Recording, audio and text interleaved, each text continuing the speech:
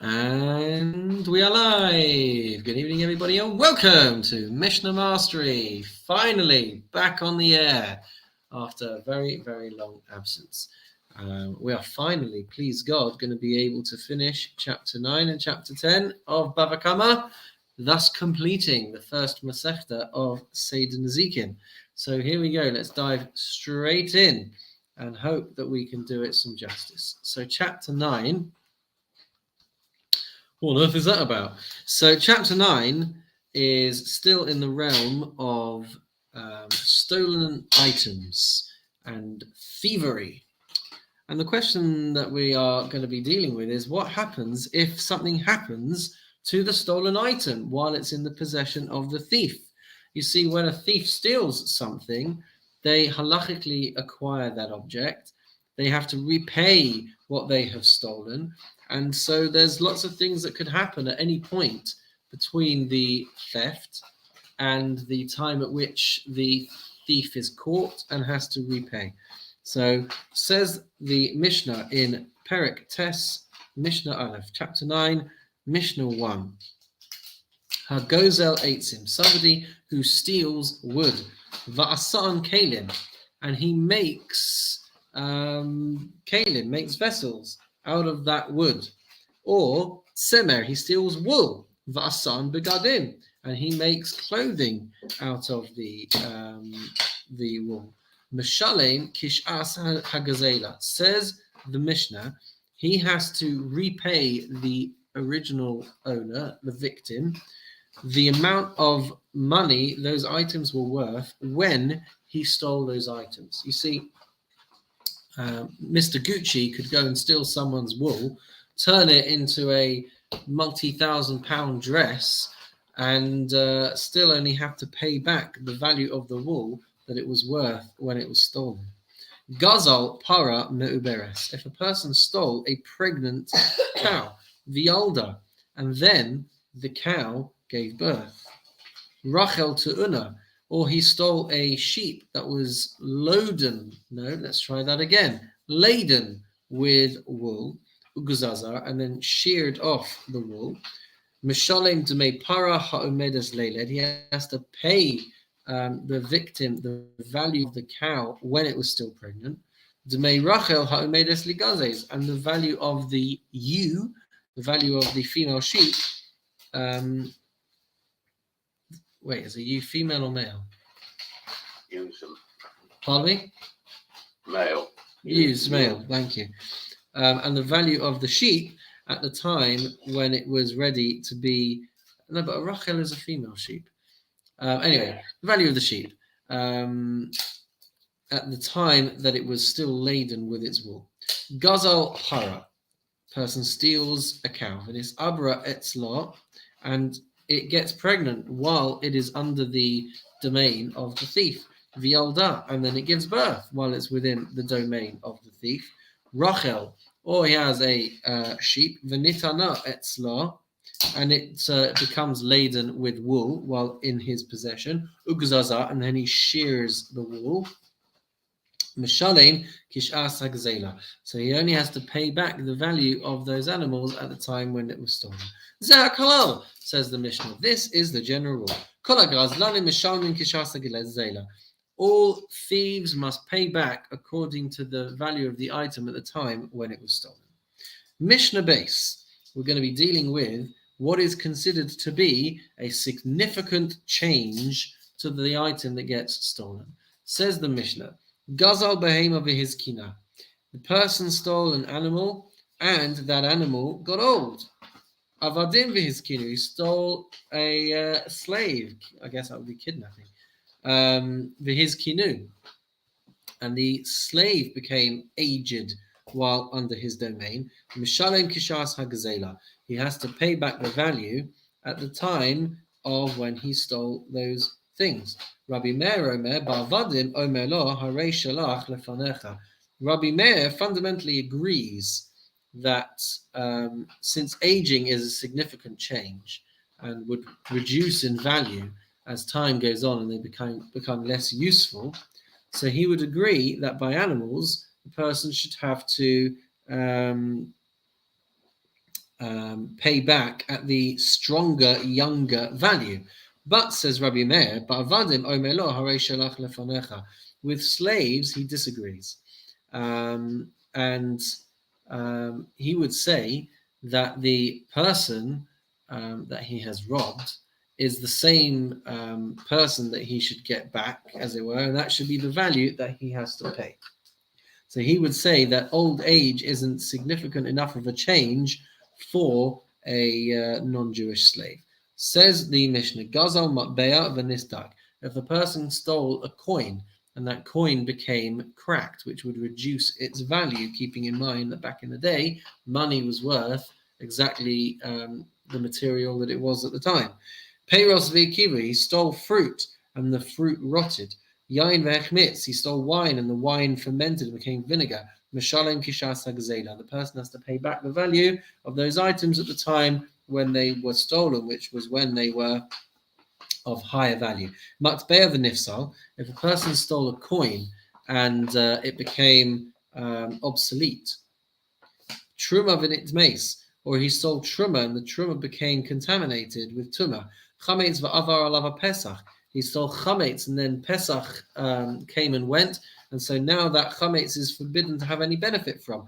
Behema v'ne'evda ba'avera, or he stole an animal and that animal was violated and became forbidden for use as a korban. Or shenif salame al gabe avizmelach, or became disqualified from for any other reason. Or shahaisa yotze lisakel, or the animal was going to be taken out to be stoned because it had killed a person after it was stolen. Omer lo harei shalach lefanecha. And then the Mishnah says, tough cookies. And in all of these cases, even though the value has been lost, the robber has to pay back the current value, not the value that it was when it was stolen. Fascinating. Mishnah Gimel. Nasan la'umanim nesakim. So if a person gave stolen item, no, this isn't stolen items. If a person gave any item to a craftsman to fix the kilkalu, and while it was in his possession, the item got damaged. Chayavin l'shalem. So the Mishnah says the craftsman is liable to pay for the damage caused. For example, nasan lecharash shida. You gave a carpenter a wooden box, or a teva, or a chest, or a migdal, or a closet l'takein, to fix up. Mishnah says v'kilkel, and it got damaged while he was fixing them. Chayav l'shalem, then he has to pay for the damage. V'habanai shekibel alav listor sakosel. If a builder was hired to destroy a wall to be able to build something back up afterwards, the shibar esavanim, and while he did it, the bricks became damaged, or shehizik, or they damaged someone else. He broke the stones, or he damaged the stones. Chayav l'shalem, then he has to pay back for those stones. He was going to be using them to rebuild. If he was destroying the wall from one side and then the wall fell from another side, so he was being careful and it was beyond his control that this damage was done, then the Mishnah says patur, then he is exempt from having to pay anything. But if it's because of a clumsy strike or the tremors of his banging, then chayav, he's going to have to pay for the damage. Mishnah Daled. If a person a craftsman, ruins something to the point of uselessness, then he is going to be chayav, and the client isn't going to have to pay anything for the job that he was doing. So hanosen semalatzaba. If a person gave wool to a dyer to be able to dye the wool a different color, v'hikti chatu yora, and the cauldron that he was using burnt the wool, and therefore he ruined it. So nosen lodz made samura. So he has to give back the client the value of the wool that he was given. Zva'o cha'ur. If he dyed it, but he dyed it improperly, he dyed it the wrong color, or it looked disgusting, ruined it from the work that he did. In hashvach yose ala yitzia, if the value improves, if the enhancement is greater than the amount that the wool was worth beforehand, then no sen lo hasayitzia. Then he has to let's try the one again. If the enhancement, if the amount that the wool was worth more now that it had been dyed, even though it was dyed wrong, and it was more than the dyer's expenses, then what happens is no sen lo hasayitzia. Then the owner has to pay the craftsman back for his expenses. Vim hayitzia yisera al shvach. So if the expenses were worth more than the value of the wool after it had been dyed, then no sen lo shevach. Hello? Anyone there? We can see and hear you. Yes, we can. You can see and hear me? Okay, Yeah. I'm just going to keep going then, but I can't really scroll down because my screen has gone completely blank. Wow. Don't worry, I haven't seen the text anyway. You see, yeah, but when I scroll out, I'm going to be in completely the wrong place. So we'll just have to see how we go. The feed is still live, everything's still going. I just can't see a thing. Your text isn't up though. You know your text isn't up. The text isn't up. No. All right. Only you. Only me. But am I full screen? In your happy smiley face and no text. Am I full screen? Yeah. Okay, I'm just going to keep going then. I'm sorry. Okay. Okay, so we were on Mishnah Daled, and we'd said that if the expenses were worth more than the value after it had been dyed, even though it was wrong, then no sen lo shvach, then he has to give the value of the improvements. So if it was worth 10 at the beginning and worth 15 even after the shoddy work, and the craftsman spent 3 on expenses, then the craftsman is going to get 3 for his expenses, and the man gets the wool, which is worth 15. But if it was worth 10 and it's now worth 15, but he spent 7, so the wool still belongs to the owner, and you have to pay the dyer 15. I don't understand why that is, but okay. I'm just in the middle now. What is it?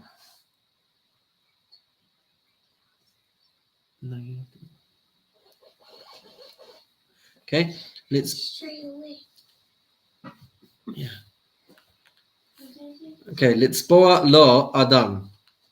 Adam, you gave the person the wool to dye red. Utzva'o shachor, and he dyed it black. Shachor tzva'o Adam. You gave it to him to dye black, and he dyed it red. So what's the halacha? Rabbi Meir Omer, no saying loads made samra. So Rabbi Meir says you have to give him the value of the wool. Rabbi Yehuda Omer, im hashvach yaser al yitzia, no saying lo hayitzia. If the enhancements make it more valuable than the expenses, then you have to give him the expenses. And if the expenses are worth more than the value of the item, then no sen lo hashvach. Then you have to give him the value of the enhancements. And fundamentally, that's because, according to Rabbi Yehuda, the craftsman doesn't have a din, doesn't have a halacha of a thief applied to him. He just made a mistake while he was doing the work. Mishnah Hay. The Torah says that if a person steals or withholds money and swears that he doesn't have it, and then he admits that he does, then he has to pay keren v'chomesh. He has to pay back the value of the money that we're dealing with, and he has to add on a fifth, which is really a quarter added on, so that it becomes a quarter, 20% bigger than it was. And he has to bring a special korban ashar, a guilt offering for swearing falsely. Okay, now that applies if he denied that he owed at least a pruta. But if it was less than that, then these rules are not going to apply. So Mishnah says, the person steals the value of a pruta, and he swears that he didn't steal anything. So you can pursue this guy even if he's moved very, very far away. So if you steal from someone who moves away, Oh, sorry, the wrong way around. You have to pursue him to give to pay the guy back, even if he's now in Persia. So if you steal from someone who moves away, you don't have to chase him to return the item. You can just notify him that you want to. But since you swore, you have to bring a korban, but you can't bring the korban until you've given back the item, either yourself or via based in. And so you have to pursue them if you want to be able to bring the korban. Lo yiten lo livno v'lo lishlicho. You can't pay back the son or an agent. Aval nosen l'shliach based in, but you can give it to an agent of the based in, and they can make sure the return happens. Vim meis yachazir liyoshav. If the guy dies, the victim dies, then you can pay back the people who stand to inherit this guy's assets, and then you can bring the korban. Mishnah Vav. Nasan lois a keren velo nasan lois a chomesh.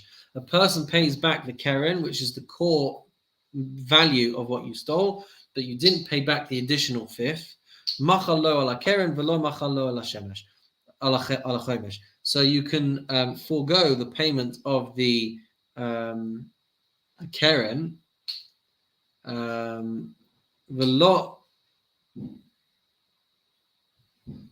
Sorry, let's try that one again. So if the victim was to forego the payment of the keren, of the core amount, and didn't forego the payment of the additional fifth, or machalo al zeh v'al zeh, or he forewent everything, chutz mipachos mishave pruta bakeren, except for the core amount, but a tiny fraction of that, he only wanted to be paid back less than a pruta, then you don't have to go after him to pay back.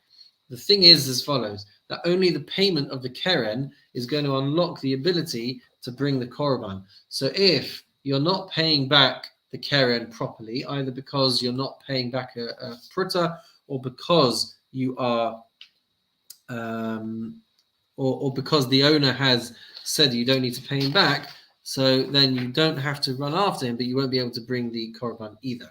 Nasan lo es a chomesh v'lo nasan lo es a keren. If you paid back the fifth, but you didn't pay back the core amount, machal lo ala chomesh, or the owner dismissed the need to pay back the chomesh v'lo machal lo ala keren, but didn't dismiss the need to pay back the keren, machal lo al zeh v'al zeh chutz mishave pruta bakeren, or he dismissed everything except for a pruta for the keren, then you do have to pursue him to pay him back.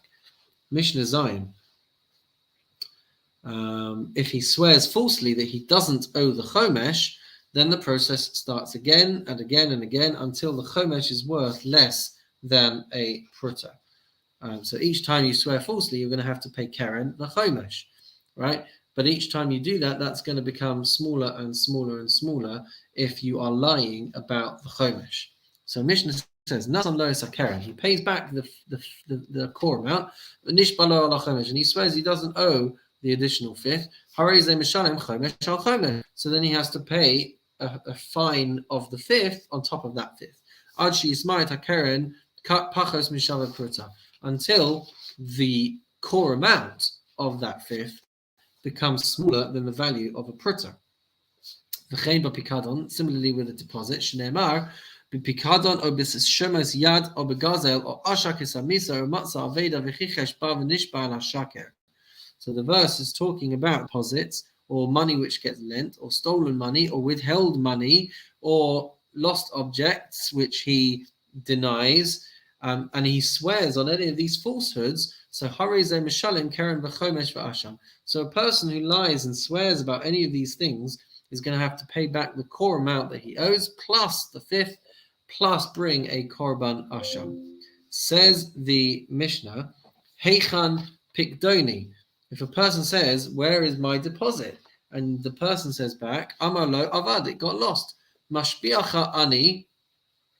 He says, "Will you swear to me?" And the guy says, "Va'amar amen," and he says, "I'll swear to you." And then Adim, witnesses, come along and testify that he ate up that thing or consumed that thing. Then the Shalom Keren, he has to pay back the Keren. Hodam Yatzmo, if he admitted by himself that he had done this, then Mishalem Karen v'chomesh v'asham.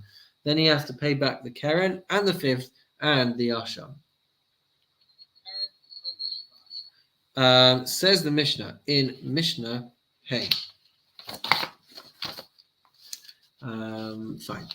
So by way of introduction to Mishnah Hey, in Bava Metzia, which is the next Masechta that we're going to come to, if somebody stole something secretively, a ganav, then the person's going to have to pay kefel, the double value of what he stole.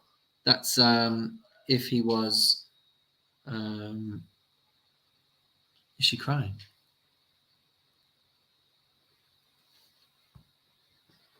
Oh dear.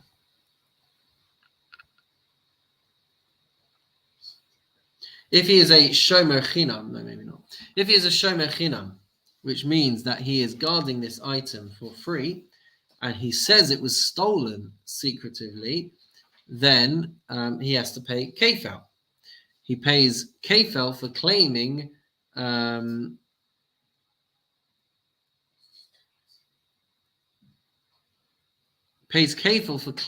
that that this thing was stolen. So says the Mishnah Hey. Hey Cham Pikdoni, he says, someone says, where is my deposit? Amalo Nignav, and you were looking after it, and you say it was stolen. Mashpiacha Ani. He says, will you swear to this? And he says, Va'amar Armein, he swears. And then witness come along and testify that he stole it, that he has to pay double the amount. If he admits it himself, then he has to pay the core amount plus a fifth and bring a korban hasham. Mishnah tests. What happens if a person owes his father money, but the father dies? So officially he has a share in that money, but he has to get rid of his atonement, the mistake that he's made. So he's stolen money from his father, which means that there's an element of atonement needed and reparations needed. But he has a share in the money that he now owes back. So the Mishnah says, person steals money from his father and swears that he hadn't done. Vames, and then the father dies. So he now has to pay the core amount plus a fifth to his children or to his brothers, which really means to his brothers or to his uncles. So it's the father's sons or the father's brothers. So the uncles or the brothers. V'im eino rotzeh, and if he doesn't want to, or she'ein lo, or he has no money to be able to pay it back, then the Mishnah says, Lo ve'uvale chov ba'im v'nifraim. So the creditors and the lenders have to come and collect their share. So he stole, let's say, 100 quid. So he owes 125 quid. And let's say there are 5 brothers. So each are going to get 25 quid, which would include him. But then the creditors would come and claim from his 25 for the money that he owes. Mishnah Yud. Ha'omer livno. A person says to his son, Konam iata nehene misheli. He says, I want you to... He makes a vow that his son is going to be forbidden to benefit anything from him. In mace, so if he dies, yirashenu, then the son can still stand to inherit from him, because we assume that he was only really banning his son from benefiting from him while he was still alive.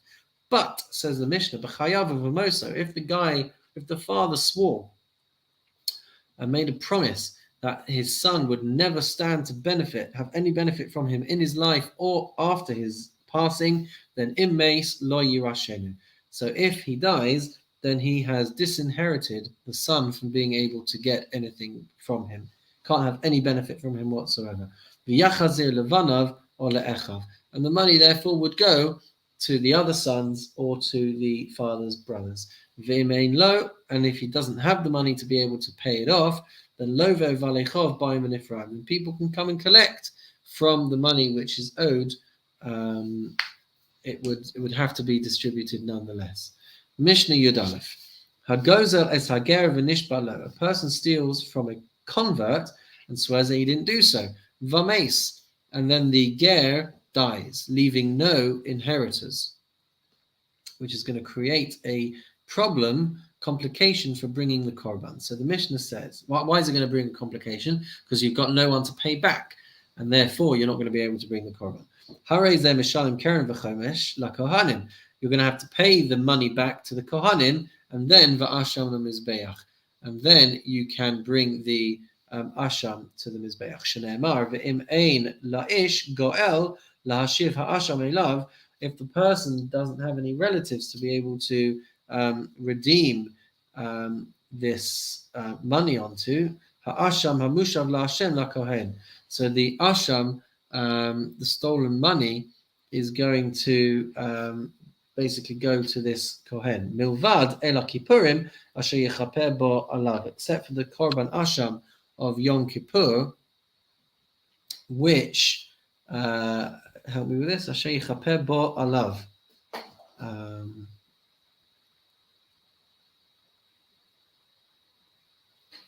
don't know if anyone can still hear me. Got no idea if anyone's even still here. Yeah. You can still hear me and you can still see me. Asher yechaper bo alav. I don't have a good translation for that, except for the korban of Yom Kippur, which is going to get atonement for. This is bringing up the money and an asham to Yerushalayim to get the money to go in and offer the asham. The month and died along the way. Is that what you're up to? No, the bit before that, the Yom Kippur asham. We said milvad, except for the El HaKippurim, the ram of Yom Kippur.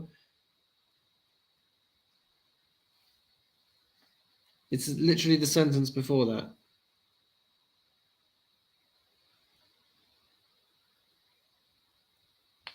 So, Malvad El Yeah. Kippurim Asher. Aside from the ram of atonement, the Asher which he, the Kohen, shall provide him on atonement. But this must be. Which the Kohen provides him atonement, did you say? Yeah. But this is a pasuk. Oh, thank you. Is she? Yeah. Okay, I'm gonna finish this parak. Hayamale es hakesef es ha'asham. He goes up to Yerushalayim with the money and with the asham vames, and he dies along the way. So he needs atonement, but his children do not. So the Mishnah says hakesef yinase lebanav. The money will go to the children. But ha'asham yire ad she'ista'eh. But the korban can't be brought, so it has to be left out to graze. And then it gets sold, and the value of that is going to go to a public korban ola. And then Mishnah Yud Beis. Nasala kesef la'anshe mishmar. Person gives the money to the kohanim who are working in the Beis Hamikdash. Vames, and then he dies. Ein hayoshim yachonu lahotzim yadam. The inheritors can't get that money, can't extract the money out from the hands of the kohanim. Shneimar ish asher yitein lakohen lo yihiyeh. Once he gives that money over to the kohanim, then they stand to hold on to it. Nasan hakesef leYehoyariv. If he gave the money to one mishmar, one family of kohanim called Yehoyariv, va'asham, and then he gives the korban to Liyedaya, to a different mishmar called Yidaya, Yatsa. So the Mishnah says that he is going to fulfill his obligation, but Asham Lehoyariv v'chesed Liyedaya, but he gives the korban to an earlier mishmar and the money to a later mishmar. Im kayam ha'asham, if the korban is still alive, yakrivuhu v'nei yedaya, then the later mishmar can bring it. V'im lav yachazor v'yavi asham acher, and if not, then he has to go and bring another korban asham because the money, I guess, has to be dealt with first. Shamevi gazelo ad shelo hevi ashamo yatsa. Because if a person brings the money before they brought the korban, then they fulfill the obligation. But if you bring your korban before you've paid back the money, then lo yatsa, then you've not fulfilled your obligation. Nasan esa keren, if you give the core amount, v'lo nasan esa chomesh, but you don't give the ena chomesh ma'akev, then the chomesh is not going to prevent you from bringing the Korban Asham. Mazel tov, everybody, on completing Mishnah Tes. At the moment, we can do a little bit more if that's all right. My daughter's dealing with the baby. But at any point, I might end up having to go. Apologize for that. Let's try. Let's try and it's tricky, but I really, really want to finish. Okay. Perek Yud, where we're discussing the halachas of where a theft is known, but the victim is not clear. So if a person steals and then dies, the victim can only collect from land and not from metaltalin, which means portable, movable items. If the victim was to give up on finding the items that he has had stolen, even though the thief has to pay back, if the item changes hands or the thief dies, then the inheritors do not have to pay back. So the Mishnah says in Mishnah Aleph, Hagozel uma'achil es banav, person who steals and then feeds his children. V'hiniach lifnehem, which means. So if he dies and leaves the stolen item to his children. Is that what it means? V'hiniach lifnehem means that he gives the stolen items to his children? Yeah. As an inheritance. So then, Paturim l'shalem. So then they don't have to pay back the value that he stole. Fine. V'im haya davar sheyesh bo acharayas. If it was an item for which there was acharayas, for which there's a certain level of responsibility, for example, land, chayavin l'shalem, then they would have to pay that back on the father's behalf. Continues the Mishnah, ein partin, one does not exchange, lo mitevas hamochsin, so you wouldn't exchange larger coins for smaller coins from the tax collector, v'lo mikis shel gabayin, or from the purse of the collectors, ve'inotlin mehem tzedakah, and one wouldn't take charity from them, as it's assumed that they have obtained their funds illegally. Aval notel hu mitoch beito, but you could take the money from the collector's house, or min hashuk, or from the money that he has in the marketplace, because then it's assumed to be kosher money. Mishnah base. Natlu mochsin es chamoro. If a customs collector took a donkey and then v'nasnu lo chamor acher, and then gave him a different donkey that was taken from somebody else, was stolen from someone else. Gazlu listim es kasuso. So the chamor acher, the other donkey, was also a lesser donkey. So gazlu listim, if thieves stole es kasuso, his clothing, v'nasnu lo ksus acheres, and gave him a different item of clothing that was taken from another Jew. Hare elu shelo, these become his. Mipnei shabalim nitziyashim mehem, because the assumption would be that the owner has given up on any chance of getting his item back. Hamatzil min nahar, if a person saves an item from a river, or min agayis, or from an army, or min halistim, or from robbers, im nisiyashu abalim, if the owners have given up hope of ever getting those items back, hare elu shelo, then they become the items, the possession of the person who saved them. V'chein nechil shel devorim, also with a swarm of bees. If you acquire, if you get hold of this swarm of bees, im nisyashu abalim hare elu shelo, if the owners have given up hope of getting back their bees, then they become his. Amar Rabbi Yochanan ben Broka, Rabbi Yochanan ben Broka says, Ne'emenes isha or katan loma, you would believe a woman or a minor to say, Mikan yatsa nechil zeh. Their testimony will be credible if they are able to identify who a swarm of bees belonged to, even though you wouldn't ordinarily trust women and minors to testify about different things. Says the Mishnah, you're allowed to go into another person's field in order to get back your swarm of bees. And if you cause damage while you were doing so, then you have to pay the value of what you've damaged. But you may not cut off a branch of a tree in your friend's field, even if that's where the swarm has moved to, on the condition that you will pay him back. You're not allowed to do that. Rabbi Shmuel Beno shel Rabbi Yochanan ben Baroka Omer, but the son of Rabbi Yochanan ben Baroka, whose name was Rabbi Shmuel, says, if you're going to be getting back your swarm of bees, then you'd be allowed to break off the branch and then pay back the value afterwards. Mishnah Gimel. What if you see your item in someone else's house?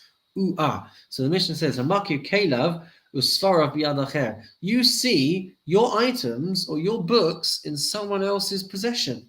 V'yatzal lashem ganeva ba'ir.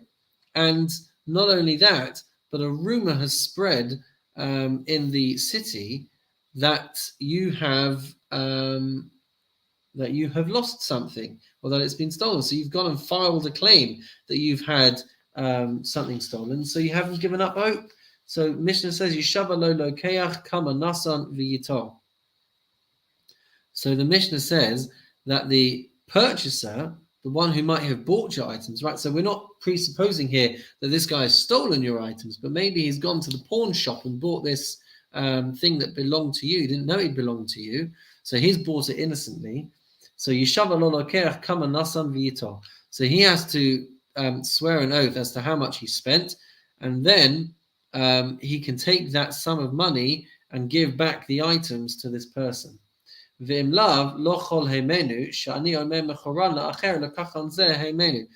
if there is no such rumor going around that you have lost your items, then he could say nothing doing. He could say that it was sold on to somebody else, and this is the person who is in possession of it. And therefore there's nothing doing, and the person's not going to get his money back. Says the Mishnah in Mishnah Daled, Ze ba b'chaviso shel yayin, v'ze ba b'kado shel dvash. One person is walking with a barrel of wine, and then another person is walking with a jar of honey. Nistaka chavis shel dvash. The barrel of honey gets cracked. And then the other guy goes and pours out his wine so that he can save and salvage the honey into his jug. So honey is worth more than wine, and he collects it into the wine barrel, thus losing his wine. So ein lo ela scharo. So the person who does this is only going to have the right to collect the compensation for the work done to salvage the honey. So he's not going to be entitled to compensation for the wine that he has lost, but for the work that he has done, he's going to be entitled to compensation. But if he makes an agreement that he will save the honey on the condition that he will get back the value of the wine that he lost, then chayav liten lo. Then the owner of the honey has to pay back the value of the wine which got lost. Shataf nahar chamoro v'chamo chavero. If a river washed away a person's donkey and someone else's donkey, shelo yafen mane v'shel chavero masayim. Yours is worth 100 quid and the other person's donkey is worth 200 quid. Hiniach zeh shelo v'hitzel shel chavero. So you give up trying to save your donkey so that you go and save this other person's donkey. Ein lo ela scharo. So you're only going to be paid back the value of the work that you have expended to be able to save that donkey. But if you say to the guy beforehand, I'll save your £200 donkey and you'll pay me back 100 quid for the donkey that I've lost, then then he becomes obligated to pay. Mishnah Hey, if a person never gave up hope on having his item returned, then whoever has it has to return the item at no expense to the original owner. So the Mishnah says, a person who steals land from someone else, unataluha nasikin. And then the king's men come and seize the property. In makas medinahi, so if it is a regional disaster, meaning that you've got no real say in the fact that this land has now been lost to you. So Omer lo harei shalach lefanecha. So then the person who stole the land originally basically says, "I'm sorry. This is what you've got. This is the hand that you've been dealt." V'im machmas hagazlam, and if it's because of the thief that you are that you've now lost your field, then chayv lahamid lo sadeh acheres. Then the robber, the thief, is going to have to provide a different field. Shtafa nahar, if a river flooded this field, Omer lo harei shalach lefanecha. Then the thief may say to you, this is the hand that you've been dealt. No compensation is required, since the field would have been flooded in any case. It wasn't the thief's fault. He hasn't caused the damage, and therefore he is exempt from having to pay. Good news, everyone. The baby is back asleep. Mishnah Vav. Hagozel es chavero. A person steals another. Is that another person? No, just steal something from somebody else. Thank you. Or shalava hemenu, or he borrows money from someone else, or shehifkid lo b'yeshuv, or he deposits an item in a settled area. So it was given for protection in a safe neighborhood, let's say. Lo yachazir lo b'midbar. So the item cannot be returned in an unsettled area where it can't be looked after properly. It won't be safe. So it's going to be the thief's responsibility to hold on to it until they get back to a safe place. Al manas latseis b'midbar. If the loan or deposit was given on the condition that the recipient can go out and return it in an unsettled area, then yachazir lo b'midbar, then he would be entitled to be able to do that, because it means the owner is okay with him taking it out to the desert and being that exposed, and so he'd be able to return the money or the item over there. Mishnah Zayin. Person says to you, to a person, Gazal ticha, I've stolen from you, or hilvisani, or you have lent me money, or hivkadata etzli, or you have deposited something with me. Ve'eni yodea im hechezarti lach, im lo hechezarti lach, and I've got no clue whether I've given it back to you or not. Chayv l'shalem, then you are going to be liable to pay the person back. Aval amarlo, but if he says, Eini yodea im gazalticha, I'm not sure if I've stolen from you, im hilvisani, or if you've lent me money and I owe you, im hivkadata etzli, or you've deposited something with me and I owe it back to you, then patum l'shalem, then he's going to be exempt from having to pay. Mishnah Ches. If a person stole something and tries to sneak it back without the owner ever knowing. So hagonev tale, a person steals a sheep min ha'eder from a flock, vehechaziru, and then he returns it secretly. Vames, and it dies. Or nignav, and then it dies or gets stolen again while it's in the possession of the owner. Then chayav ba'achara yuso. Then the thief is going to have to take responsibility for it, because the owner knew that it was stolen. He didn't know that it had been given back to him, and then it's found to be dead or stolen again. So the original thief is going to have to take responsibility for that. Lo yadu ba'alim lo b'gneivaso v'lo b'chaziraso. If the owner never knew that it had been stolen or that it had been returned, umanu esatsono shlema, and then every time he goes to count the animals, he's got the right number, then the Mishnah says patur, then this thief can get away with it scot-free, essentially, and wouldn't have to pay back the owner if that animal died or got stolen again. Mishnah Tes. Mishnah Tes is interesting. They're all interesting, but this one's interesting. Shepherds are always suspected of stealing sheep or products from sheep from other people. So the Mishnah says, "Ein lokchim min haroin semer v'chalav ugdayim." You would not be allowed to buy wool from shepherds and you would not be allowed to buy milk from cattle farmers, and you would not be allowed to buy kids from shepherds who look after flocks, because we would have to assume that they have taken them from other people. And you would not be able to buy produce from those who look after fruit and wood.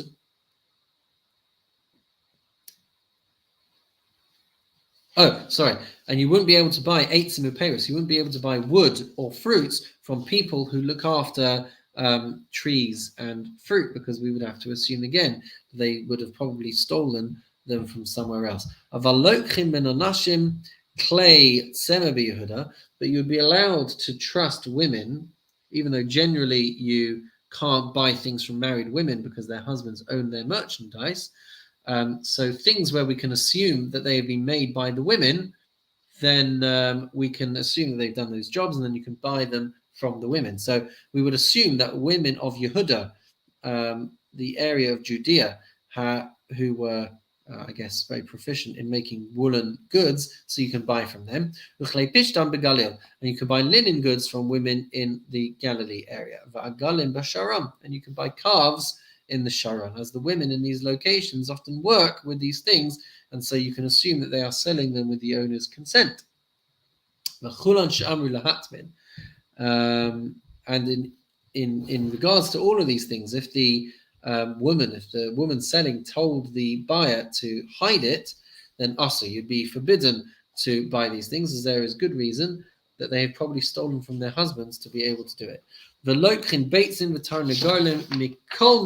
be able to buy eggs and chickens from anywhere, because these were staples, and it would be unlikely that anyone would have been stealing them to be able to sell them.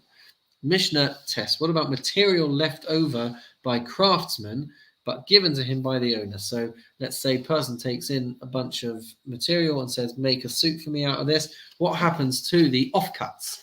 So the Mishnah says, Mochin shakoves motzi, the strands of wool that a launderer would remove from the garments, hare elu shelo, they belong to him. The owner is not expecting these back. V'shehasorek motzi, and that which a person who is combing wool to be able to prepare it for use as a textile, hare elu shel balabayas, this would belong to the balabayas, because it would be a substantial amount that he is removing. Says the Mishnah, Hakoves notel shlosha chutin vehin shelo. A launderer can take 3 threads that were inserted at the edge of a garment, but Yosem, but more than this, Hare Elu Shabalabais. Once it becomes to be a substantial amount, then it's still under the ownership of the owner. If there were black threads on a white garment, no tenasakol vehin shelo. So he can take all of the threads that he is removing to improve the appearance of the garment. He can take all of them because the owner is not expecting them back. If a tailor left enough thread attached to the cloth that he could use it in order to sew something else, or there's a 3x3 finger breadths size of cloth which is handed over to the tailor to work with, then hare elu shel balabais, these are going to belong to the owner. That which a carpenter removes as he is sanding down, hare elu shelo, then that is going to be belonging to him. So that's going to be very fine sawdust, which is too insignificant to give back. Uva kashil, but if it's things that he is sawing off, so these are still pieces of wood, shel balabais, then they're going to belong to the owner. Vim haya osa etzel balabais, but if he does this work in the domain, in the presence of the Balabayas, Afano Seres Shel Balabayas, and even the sawdust is going to belong to the Balabayas, because we're going to assume that the owner was expecting to still retain ownership of everything. So Mazel Tov everybody on completing chapter 10, and with that we can say together, Salik Maseches Bava Kamma, Salik Maseches Bava Kamma, Salik Maseches Bava Kamma. Mazel Tov everybody on completing Masechta Bava Kamma, and we will see you next time, where we will be starting Bava Metzia, and we will be starting with the first Mishnah that I ever learned as a sixth former in Rabbi Tatz's shir. So, ladies and gentlemen, I wish you a wonderful and meaningful night, and we'll see you again very soon. Thank you, Rabbi Shkai. Okay, very good. Take care. Bye-bye. Bye.